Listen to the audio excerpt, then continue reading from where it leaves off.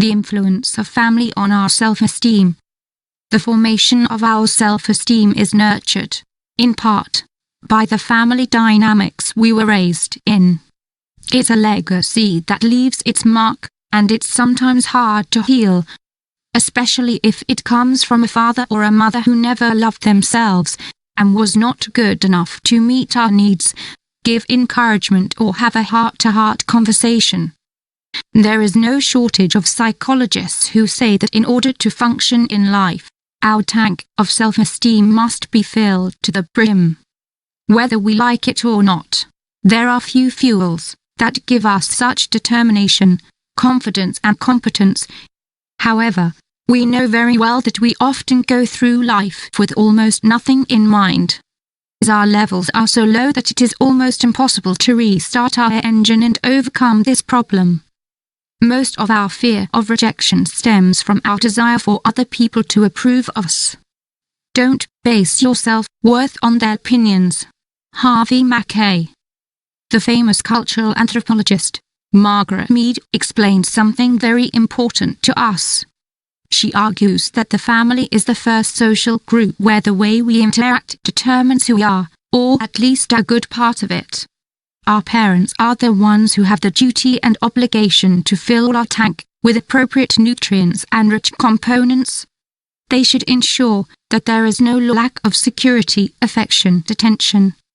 They should provide the essential encouragement and commitment that will help us walk through this world feeling that we are valuable human beings. But in the difficult path to the formation of our self-esteem, we do not always have this quality of fuel. This inevitably leads to trying to discover who we are, and also to try to repair the childhood that was missing so many things. The formation of our self-esteem and the connection with our parents.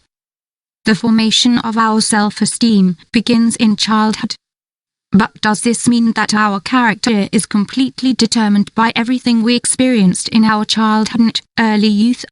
We must point out that the word determinism, in psychology, as in many other sciences, is dangerous and has deep undertones. In psychological terms, everything that happens in childhood has a great influence, but it does not completely determine who we are. One thing we know about humans, and especially the brain, is that our flexibility and capacity for improvement is enormous. But despite this, we cannot get away from the great importance of our upbringing. The quality of our interactions with those who care for us is absolutely key. They give us not only food and sustenance, but also an emotional and educational legacy. Being emotionally connected. To delve into these topics, we would recommend Dr. Ed Tronick, an expert in child development and professor of pediatrics at Harvard University. He reveals that to promote good self-esteem and quality care in children, we need to be emotionally connected to them. But in much of his research, he was able to show that even good parents are inconsistent with their children 40% of the time. These results may seem a little alarming to us, or we may consider them exaggerated. But Dr. Tronick points out something that should make us reflect. The reason many parents don't connect 100% with their children's emotional needs is because they don't connect with themselves either.